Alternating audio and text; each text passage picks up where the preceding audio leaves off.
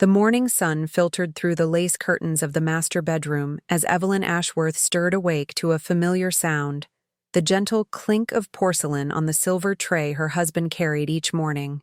"Good morning, darling," Harold said, his voice warm and practiced. "I made your favorite, Earl Grey with a touch of honey." Evelyn smiled and pushed herself up against the pillows. Before we continue, comment where you're watching from and subscribe to the channel. We'd love to see how far our stories are reaching. At 61 years old, she had grown accustomed to these small rituals of their 38-year marriage. Harold bringing her tea in bed, Harold asking about her plans for the day, Harold being the attentive, devoted husband that all their friends envied. "Thank you, dear," she said, reaching for the cup. But something made her pause, a flicker of movement in the doorway. Maria, their housekeeper of 15 years, standing frozen with fresh towels in her arms. The woman's dark eyes were fixed on the teacup with an expression Evelyn couldn't quite read. Fear? Warning? Before Evelyn could process the look, Maria had vanished down the hallway. "Is everything all right?" Harold asked, following her gaze. "Fine," Evelyn said, though a small knot had formed in her stomach. "Just thought I saw something." She lifted the cup to her lips, inhaled the familiar bergamot aroma, and drank. Evelyn had spent 32 years as a chemistry professor at Stanford University. She had taught toxicology to thousands of students, published papers on poison detection, consulted on criminal cases that made national headlines. Her mind was trained to notice anomalies, to question assumptions, to see patterns where others saw nothing. But she had never thought to apply that training to her own marriage. The first sign had come 3 months ago, when Harold suggested they update their wills. "We're not getting any younger," he had said with a gentle laugh. "We should make sure everything is in order." It had seemed reasonable at the time, responsible even, but then came the questions about her life insurance policy. Did she know the exact amount? Had she considered increasing the coverage? What about the beneficiary designations? Were they current? Evelyn had answered automatically, not thinking much of it. Harold had always handled their finances.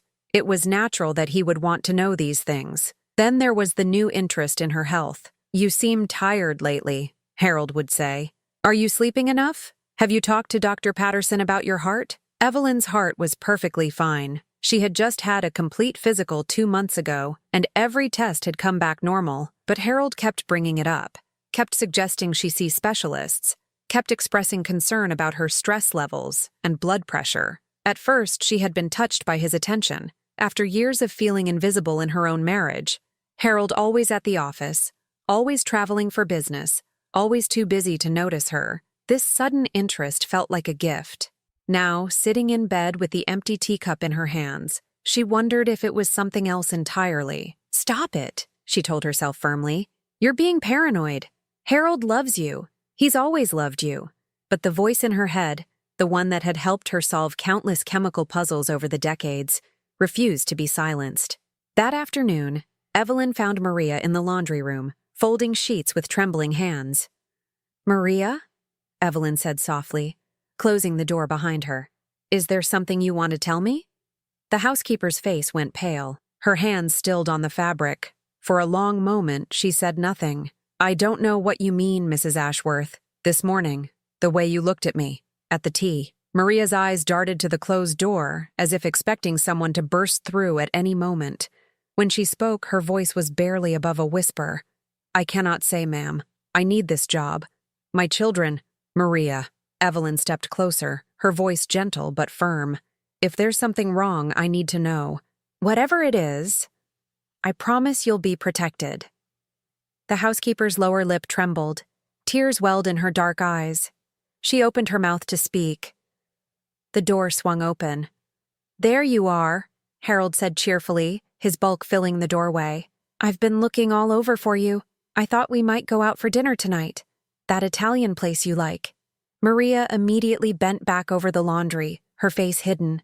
Evelyn felt the moment slip away like water through her fingers. "That sounds lovely," she heard herself say. "I'll go get ready." She followed Harold out of the laundry room, but not before catching one last glimpse of Maria's face. The fear in the woman's eyes was unmistakable. That night, while Harold snored beside her, Evelyn lay awake staring at the ceiling. Her scientific mind was working overtime, cataloging observations she had dismissed for months. The way Harold always prepared her tea himself now, insisting Maria's was never quite right. The new vitamins he had bought for her, claiming they would help with her fatigue. The protein shakes he made every morning, always handing her the glass with that same attentive smile. She thought about the life insurance policy, $3 million with Harold as the sole beneficiary. She thought about the will they had just updated, leaving everything to him in the event of her death. She thought about the new golf club membership Harold had been eyeing, the luxury car he had test-driven last month, the expensive watch he had admired in a magazine. "We can't afford those things," Evelyn had said. "Not on your pension." Harold had smiled and patted her hand. "Don't worry about it, darling. Things have a way of working out." Evelyn turned those words over in her mind, examining them like a chemical formula that didn't quite balance. Things have a way of working out, or being made to work out. She slipped out of bed and padded silently to Harold's home office. The room was dark, but she knew it well enough to navigate by memory. She sat down at his computer and typed in his password, their anniversary, how sentimental, and began to search. What she found made her blood run cold. Credit card statements showing debt she never knew existed, gambling sites in his browser history, emails from loan sharks using language that made her stomach turn. Harold owed nearly $2 million to people who didn't accept late payments. And there was more. Search history that he thought he had deleted. But Evelyn's technical skills were better than he knew. Searches for undetectable poisons. Searches for how to make death look natural. Searches for chemicals that dissolve quickly. Evelyn sat in the dark office, her hand pressed against her mouth to keep from screaming. The man sleeping upstairs, the man she had loved for 38 years, the man she had built a life with, raised children with, grown old with, was planning to kill her. She thought about the tea she had drunk that morning and felt her stomach lurch. How long had this been going on? How many cups of tea? How many vitamins? How many protein shakes had contained something meant to end her life? She was a chemistry professor. She had access to testing equipment. She could find out exactly what Harold had been giving her. But first, she needed to be smart. She needed to be careful. She needed to gather evidence that would hold up in court. And she needed to make sure Harold never suspected that his dutiful, trusting wife had finally opened her eyes. Evelyn returned to bed just before dawn, slipping under the covers as if nothing had changed. Harold stirred beside her. "Can't sleep," he murmured. "Just needed some water," she said softly. He reached over and patted her hand. "Get some rest, darling. I'll bring you tea in the morning." "That would be lovely," Evelyn said, her voice perfectly steady. "You always take such good care of me." In the darkness, she stared at the ceiling and began to plan. Evelyn spent the next 2 weeks playing the role of the unsuspecting wife while gathering evidence that would destroy the man she had once loved. It required a performance worthy of an Academy Award. Every morning she accepted Harold's tea with a grateful smile and then poured it into a sealed container the moment he left the room. Every evening, she ate the dinner he insisted on preparing, and then discreetly collected samples of everything on her plate. She had told him she was taking up gardening, which explained her frequent trips to the backyard shed. In reality, the shed had become her secret laboratory.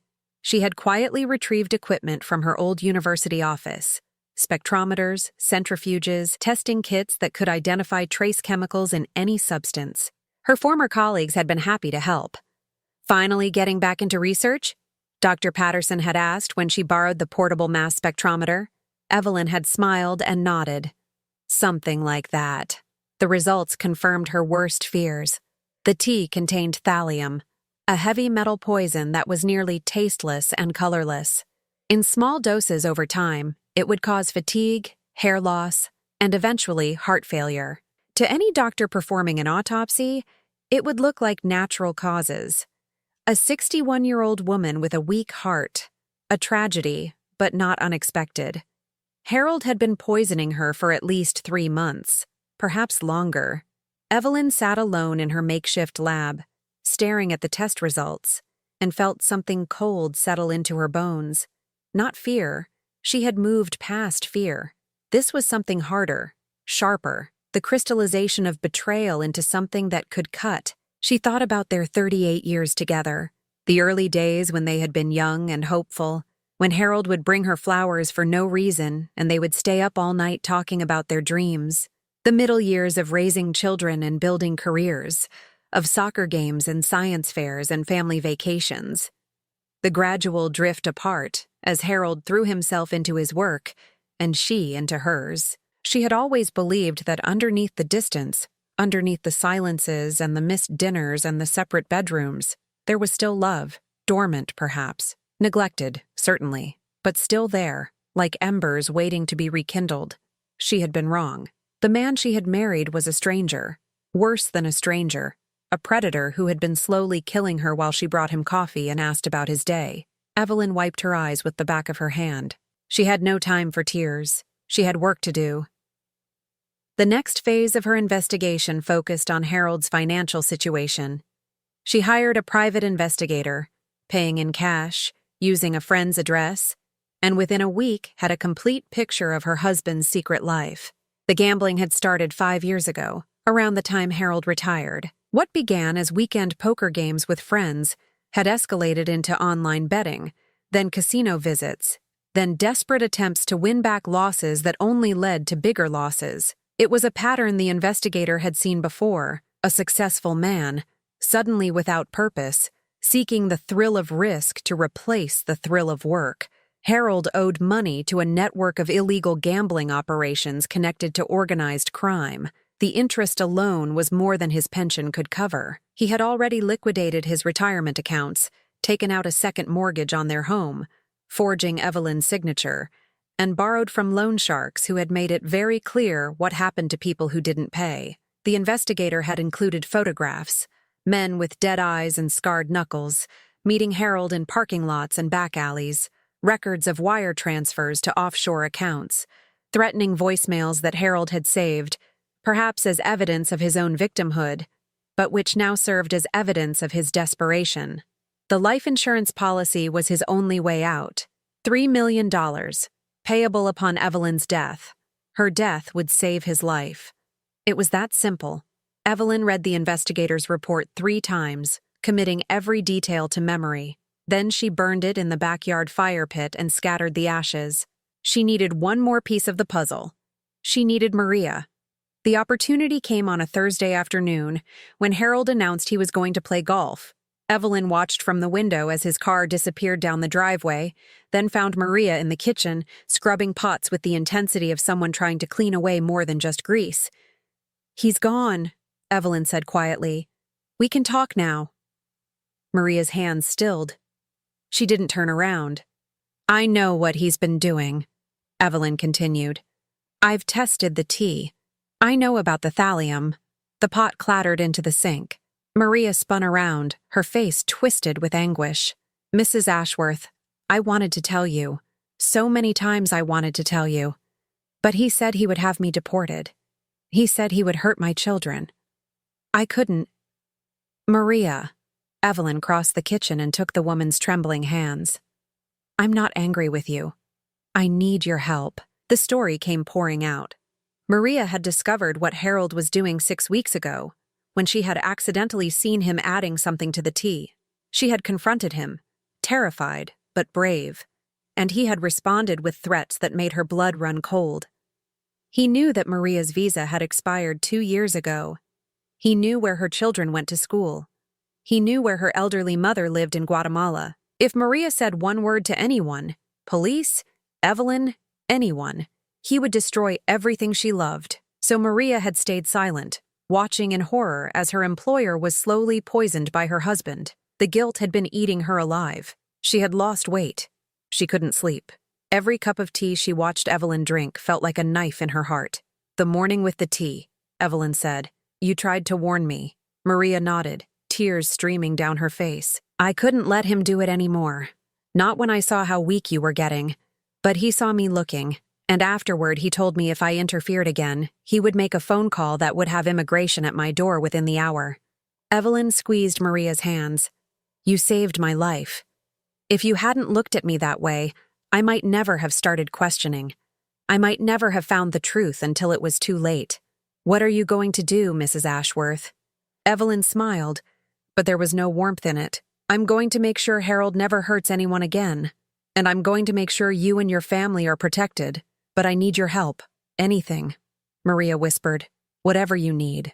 Over the next hour, Evelyn outlined her plan. It was risky, but it was the only way to ensure that Harold faced real consequences, not just for what he had done to her, but for what he would inevitably do to someone else if he wasn't stopped. Men like Harold didn't change. They just found new victims. Maria listened intently, her fear gradually being replaced by something that looked almost like hope. For the first time in weeks, she wasn't alone in her terrible knowledge. For the first time, there was a chance that justice might prevail. That night, Evelyn lay next to her husband and listened to him breathe. She thought about all the nights they had shared this bed, all the mornings he had brought her tea, all the years she had believed herself loved. You seem happier lately, Harold murmured sleepily. More relaxed. I've been doing a lot of thinking, Evelyn said. About the future. Oh? He rolled toward her, his hand finding hers in the darkness. What kind of thinking? Evelyn smiled in the dark. About how things have a way of working out. She felt him stiffen slightly beside her. Had he heard the echo of his own words? Did he sense something different in her voice? But then he laughed softly and squeezed her hand. That's my girl.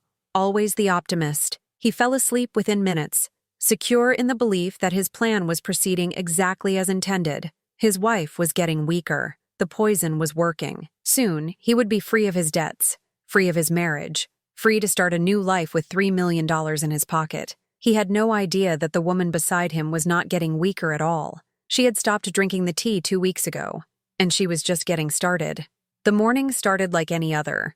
Evelyn woke to the sound of Harold moving around the kitchen downstairs, the familiar routine of water boiling and cabinets opening and closing. She lay in bed for a moment, steadying herself for what was to come. Today was the day. She had spent weeks preparing, gathering evidence, coordinating with Maria, making sure every detail was in place. Hidden cameras had been installed throughout the house, their footage streaming to a secure server that Harold knew nothing about. The police had been contacted through a friend who worked in the district attorney's office. Everyone was ready. All that remained was the performance. Evelyn dressed slowly, choosing a silk robe that made her look frail and tired. She had been eating well and sleeping better since she stopped consuming the poisoned tea, but Harold didn't need to know that. As far as he was concerned, his plan was working perfectly. She descended the stairs with a hand on the railing, moving with deliberate weakness. Harold was waiting in the kitchen, a silver tray in his hands, the familiar porcelain teacup steaming in the morning light. "Good morning, darling," he said, his smile warm and solicitous. "I made your special tea. Extra honey today. You need your strength." "Thank you, Harold." Evelyn settled into her chair at the breakfast table, accepting the cup with trembling hands that were only partly acting. "You're so good to me." Maria stood at the counter, her back rigid, her hands gripping the edge of the sink. She knew what was about to happen. They had rehearsed it a dozen times. Evelyn lifted the cup to her lips. "Don't drink that!" Maria's scream shattered the morning calm. She lunged across the kitchen, knocking the teacup from Evelyn's hands. The cup hit the floor and shattered, its contents splashing across the Persian rug beneath the table. For a moment, no one moved. Then the rug began to smoke. Evelyn watched in horrified fascination as the liquid ate through the fibers, dissolving the intricate patterns that had been woven a century ago. The smell hit her next. Acrid, chemical, unmistakable to anyone who had spent 30 years in a laboratory. Hydrofluoric acid, one of the most dangerous substances known to science. A single drop on the skin could cause fatal poisoning. A full cup, ingested, it would have been an agonizing death. And it would have happened quickly enough that no antidote could have saved her. Harold had gotten tired of waiting. The thallium was too slow. He had decided to end things today. Evelyn looked up at her husband. His face had gone the color of old paper. His mouth opened and closed like a fish gasping for air. He stared at the melting rug as if he couldn't comprehend what he was seeing. "Harold," Evelyn said softly, "what's in the tea?" I don't. There must be some mistake." He backed away from the table, his hands raised as if warding off an attack. "The honey. It must have been contaminated.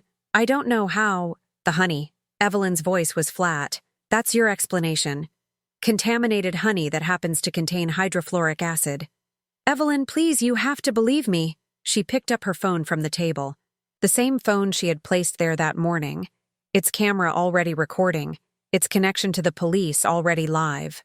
"I believe," she said, "that you've been trying to kill me for months.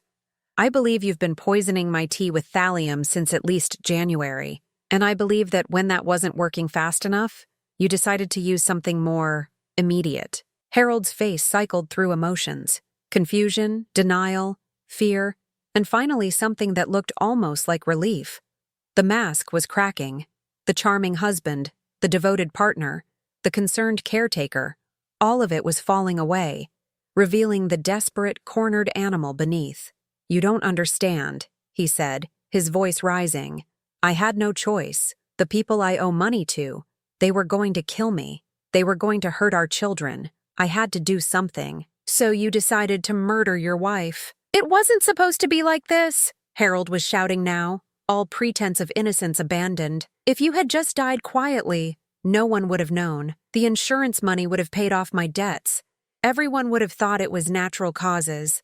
You were old. You were tired. No one would have questioned it. I'm 61, Harold, not 90. You know what I mean." He slammed his fist against the counter. 38 years I gave you. 38 years of being the perfect husband, the good provider, the devoted partner. And what did I get? A wife who cared more about her career than her family. A wife who spent more time in her laboratory than in our home. A wife who never once asked what I might need, what I might want. Evelyn listened to his tirade with growing clarity. This was who Harold had always been. Selfish, entitled, incapable of seeing anyone else's needs as equal to his own.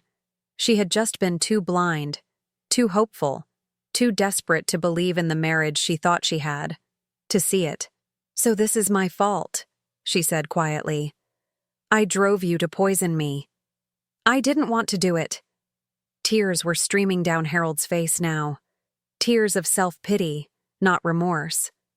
"But you left me no choice. You were never going to give me the money I needed. You were never going to understand. I did what I had to do to survive." The front door burst open. 3 police officers rushed in, guns drawn. Behind them came Detective Sarah Chen, the woman Evelyn had been in contact with for the past week. They had heard everything. They had seen everything. The cameras had captured every word. "Harold Ashworth," Detective Chen said, "you are under arrest for attempted murder. You have the right to remain silent." Harold looked around wildly, as if searching for an escape route. His eyes landed on Maria, who stood frozen by the sink, and his face twisted with rage. "You," he snarled, "you betrayed me. After everything I did for you." "You threatened her family," Evelyn interrupted. "You threatened to have her deported if she told the truth about what you were doing. She didn't betray you, Harold. She saved my life, something you clearly had no intention of doing." The officers handcuffed Harold and began reading him his rights. He struggled against them, still shouting accusations and justifications, still unable to accept that his perfect plan had fallen apart.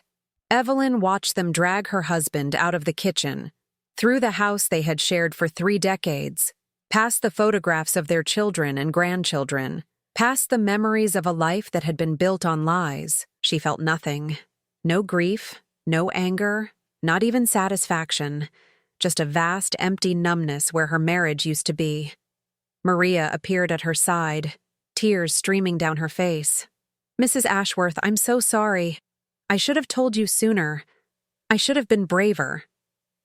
Evelyn took the younger woman's hands. "You were brave when it counted. You saved my life, Maria. I will never forget that." Outside, she could hear Harold still shouting as they put him in the police car, shouting about his rights, his innocence, the conspiracy against him.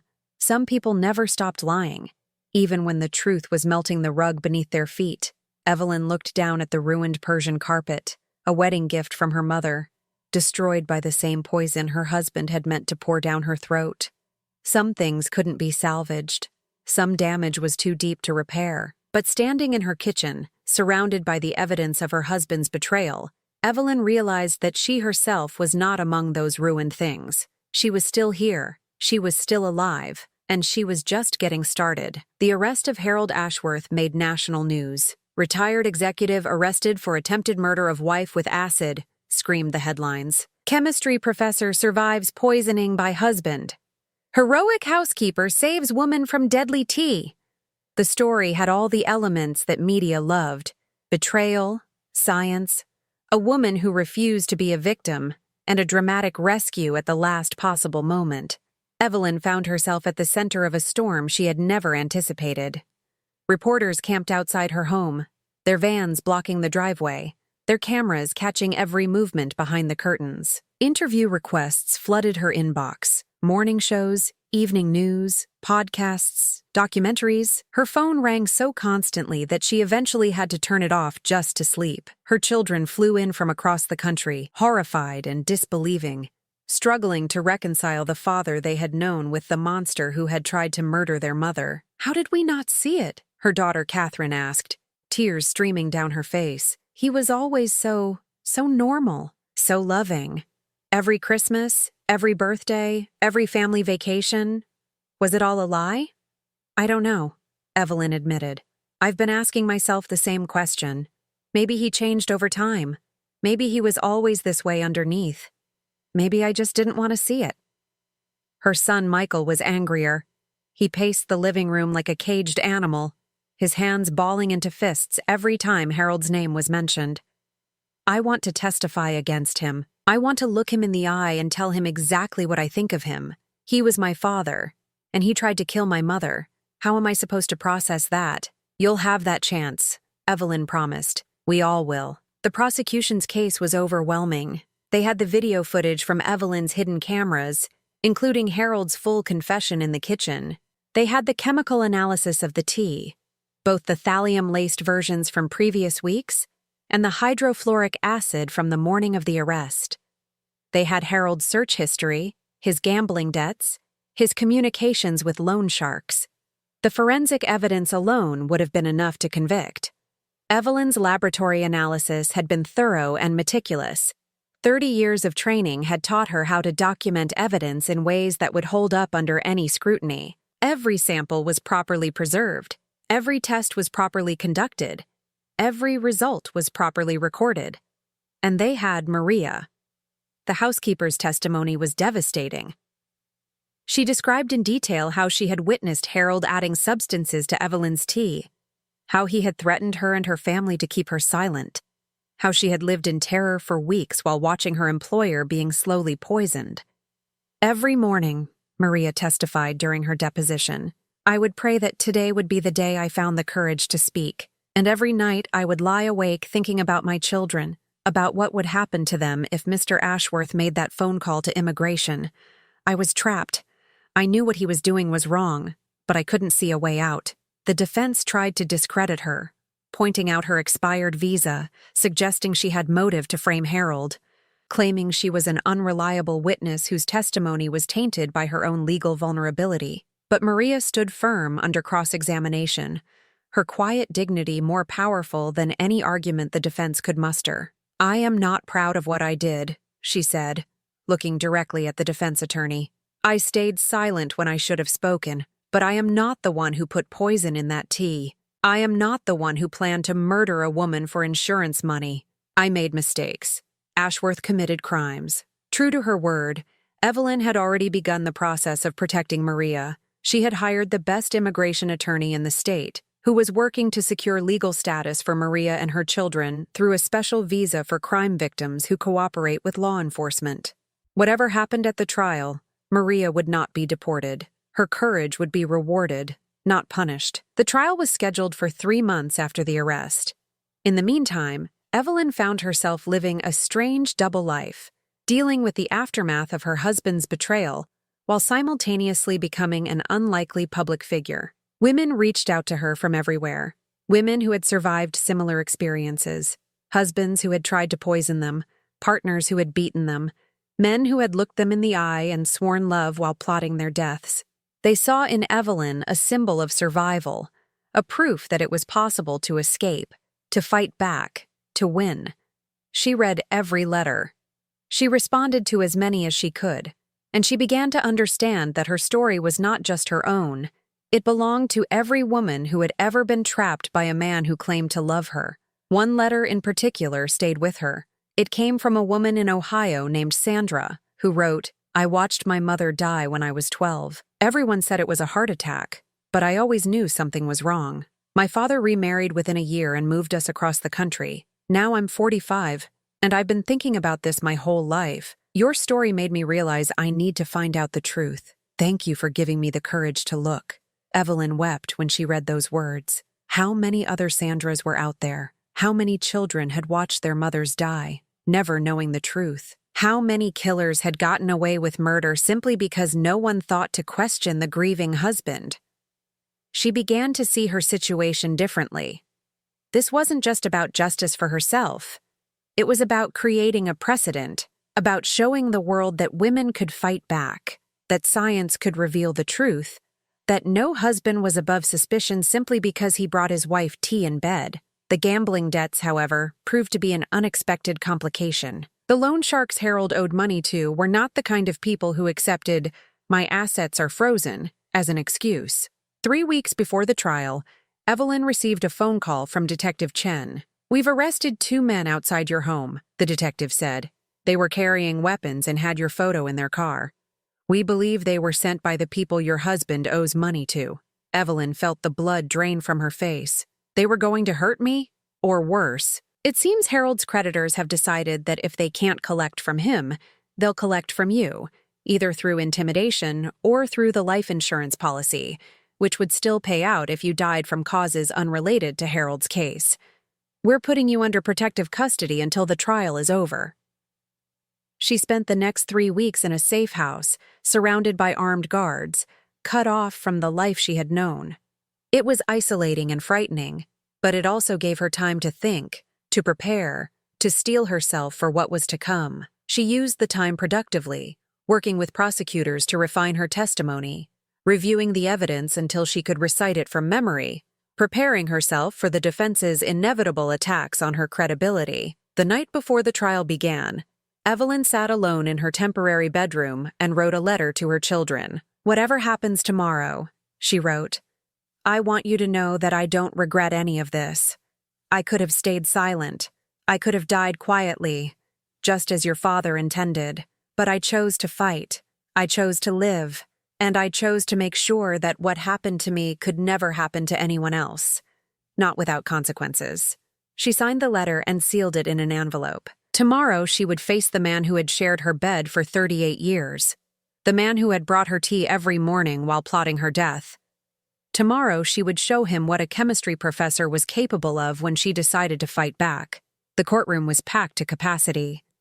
Evelyn walked through the doors with her children flanking her like bodyguards, their faces set in expressions of grim determination. The gallery was filled with reporters, supporters, and curious onlookers who had waited hours for a seat. This was the trial of the year, the chemistry professor versus the husband who had tried to poison her. She saw Harold immediately. He sat at the defense table in a suit that had cost $3,000, purchased, she now knew, with money he had stolen from their retirement accounts. His hair was neatly combed, his posture confident. He looked like a respectable businessman, not a man accused of attempted murder. When their eyes met, Harold smiled at her. It was the same smile he had worn for 38 years, warm, charming, utterly false. Evelyn felt nothing but cold recognition. The trial proceeded methodically. The prosecution laid out their case with precision.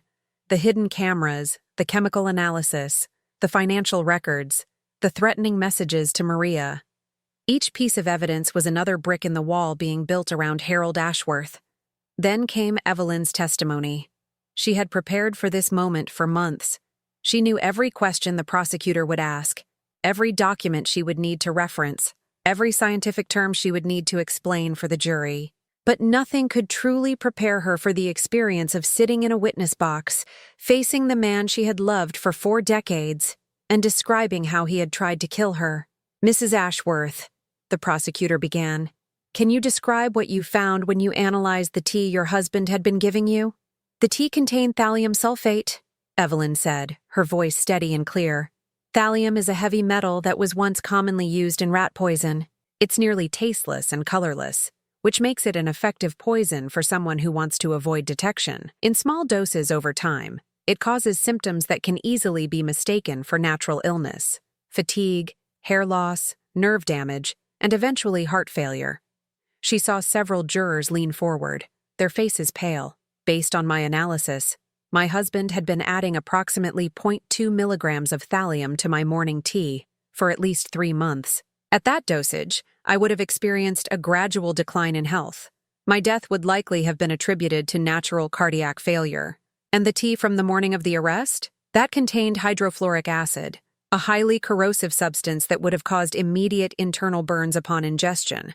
Death would have occurred within hours, possibly minutes. It appears my husband had grown impatient with the slower method." Evelyn turned to look at Harold as she spoke. He stared back at her with an expression she couldn't quite read.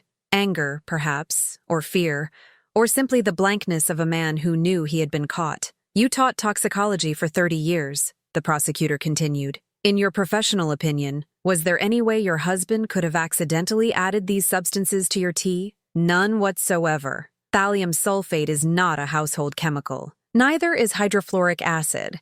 These substances must be deliberately obtained and deliberately administered. There is no innocent explanation." The defense attorney rose for cross-examination, his smile oily and condescending. "Mrs. Ashworth, you claim to have discovered these substances through your own independent testing. Isn't it possible that your analysis was flawed? That you made mistakes in your methodology?" Evelyn almost laughed. "Almost. I have published over 100 peer-reviewed papers on chemical analysis. I have consulted on more than 50 criminal cases involving poison detection.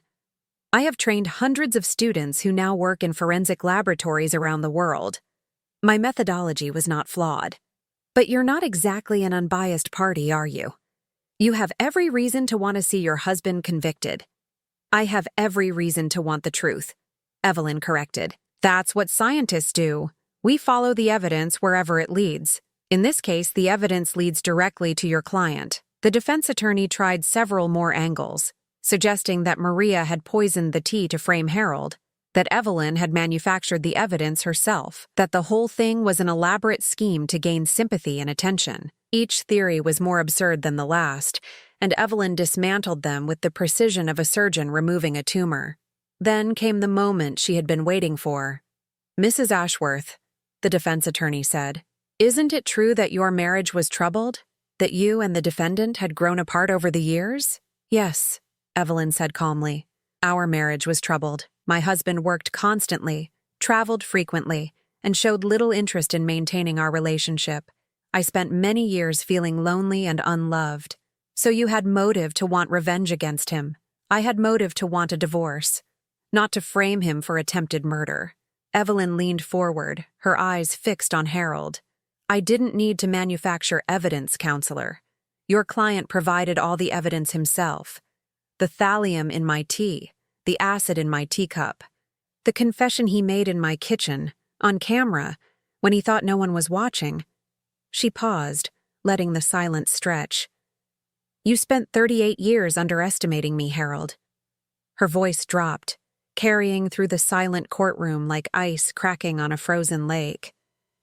"You thought I was just a housewife who happened to have a chemistry degree. You thought I would never notice the strange taste in my tea, the way my hair was falling out, the unexplained fatigue that had been growing for months."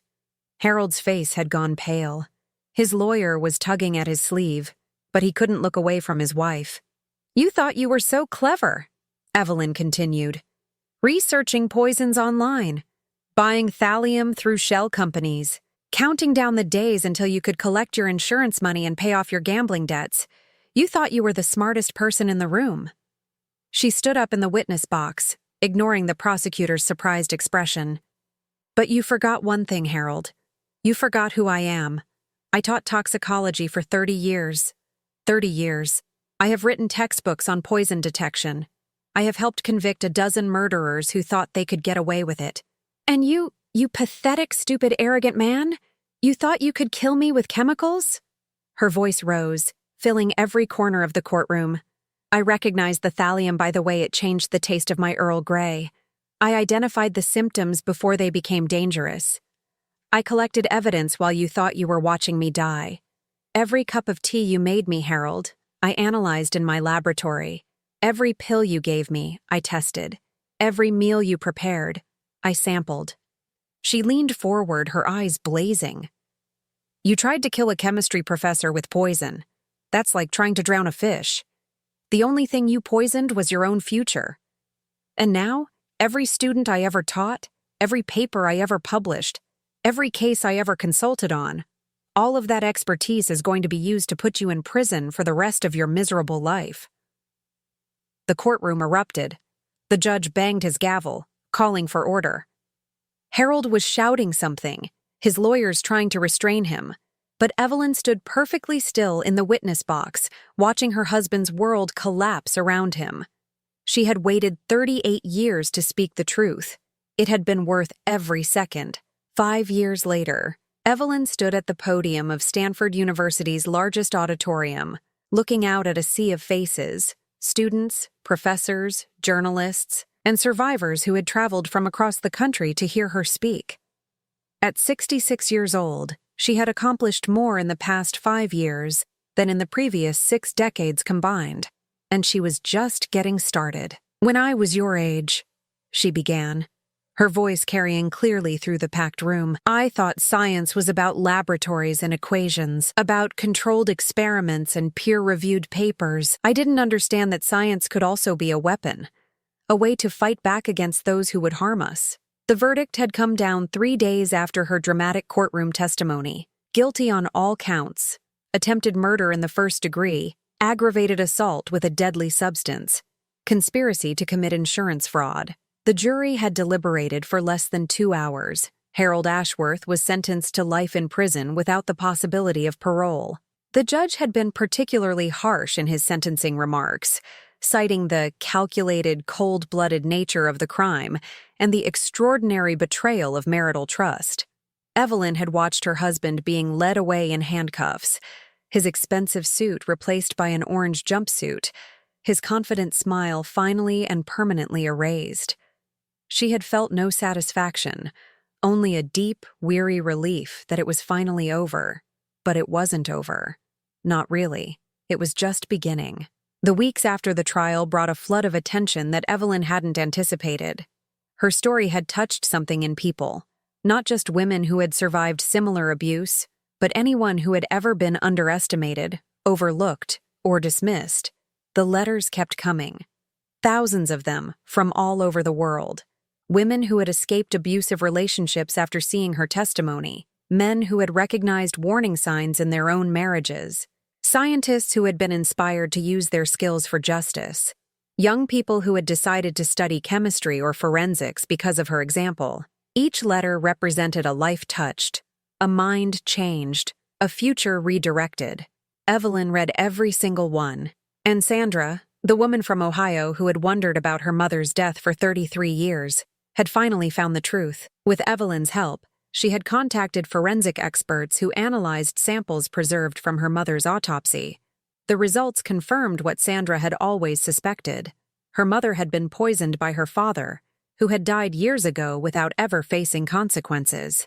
Sandra hadn't been able to get justice in a court of law, but she had gotten something perhaps even more valuable: the truth. And she had finally been able to lay her mother's memory to rest. That case had sparked something in Evelyn. She realized that for every Harold who was caught, there were dozens more who got away with their crimes. Wives who died of natural causes. Mothers whose deaths were never investigated. Women whose killers walked free because no one thought to look closely at the grieving husband. She had the skills to change that. She had the knowledge, the expertise, the credibility. She could use her remaining years to make sure that more killers were caught and more victims received justice. And so, the Ashworth Foundation was born. Named deliberately, a final repudiation of the man who had tried to end her life, the foundation provided free forensic analysis for families who suspected their loved ones had been murdered but couldn't afford proper investigation. In its first 5 years, the foundation had helped reopen over 100 cold cases and had contributed to 23 murder convictions. The work was painstaking and often heartbreaking. Families came to the foundation with decades-old suspicions, faded memories, and evidence that had been poorly preserved or deliberately destroyed. Many cases could not be solved, but some could, and for those families, the foundation provided something priceless: closure. Evelyn had also returned to teaching, but with a new focus. She now led a specialized course on forensic toxicology for domestic violence cases, training the next generation of scientists to recognize the signs of poisoning that so often went undetected. Her students called her Professor Justice, a nickname she pretended to find embarrassing but secretly treasured. Maria had become the foundation's director of outreach, working with immigrant communities to help women recognize the warning signs of abuse and access resources for escape. Her legal status had been secured through the visa program for crime victims, and her children were now thriving, one in medical school, another studying law, planning to become an immigration attorney like the one who had saved their family. The woman who saved my life, Evelyn always introduced her, and who now helps save the lives of others. Her own children had healed, slowly and painfully. Catherine had become an advocate for domestic violence awareness, speaking at conferences and on television about the experience of learning her father was a would-be murderer. She had written a memoir that had spent 6 weeks on the bestseller list, and the proceeds had gone directly to the foundation. Michael had channeled his anger into action, becoming a prosecutor who specialized in domestic violence cases. He had a perfect conviction record and a reputation for being relentless in pursuit of justice. They visited their father in prison exactly once, shortly after the conviction. They had wanted to understand, to find some explanation that would make sense of what he had done. But Harold had offered nothing but excuses and blame. He was the victim. He had been driven to desperation. It was everyone's fault, but his own. They never visited again. Now, standing at the podium at Stanford, Evelyn looked out at the audience and felt a profound sense of gratitude. Gratitude for Maria's courage, gratitude for her children's resilience, gratitude for every scientist who had trained her, every student she had taught, every case she had helped solve, and gratitude, strange as it seemed, for the morning Harold had brought her that cup of poisoned tea. "I spent 38 years married to a man who was planning to kill me," she said. "For most of that time, I had no idea. I was too trusting, too hopeful, too desperate to believe in a marriage that had died long before Harold decided to help it along." She paused, her eyes scanning the faces in the crowd. "But I was also a scientist, and science taught me to question, to analyze, to follow the evidence wherever it leads. That training saved my life. It gave me the tools to recognize what was happening, to gather proof, to fight back." She lifted her chin, her voice growing stronger. "So here is my message to you, whoever you are, wherever you are. Learn, study, question everything, because knowledge is not just power, it's protection. It's the difference between being a victim and being a survivor. It's the weapon that no one can take away from you." Evelyn smiled, and for the first time in years it reached her eyes. "My husband thought he could outsmart a chemistry professor. He was wrong. Don't let anyone underestimate you the way he underestimated me. Don't let anyone make you feel small, or stupid, or helpless. You are not. You never were." The applause started slowly, then built to a roar. Students rose to their feet. Survivors wiped tears from their eyes. Maria stood in the front row, clapping harder than anyone. Evelyn Ashworth had spent 6 decades being quiet, being patient, being the good wife who never made waves. She had wasted years loving a man who had never deserved her, but in the end, she had found her voice, and she had used it to save not only herself, but countless others who would come after her. That was her legacy. That was her revenge, and it was only the beginning.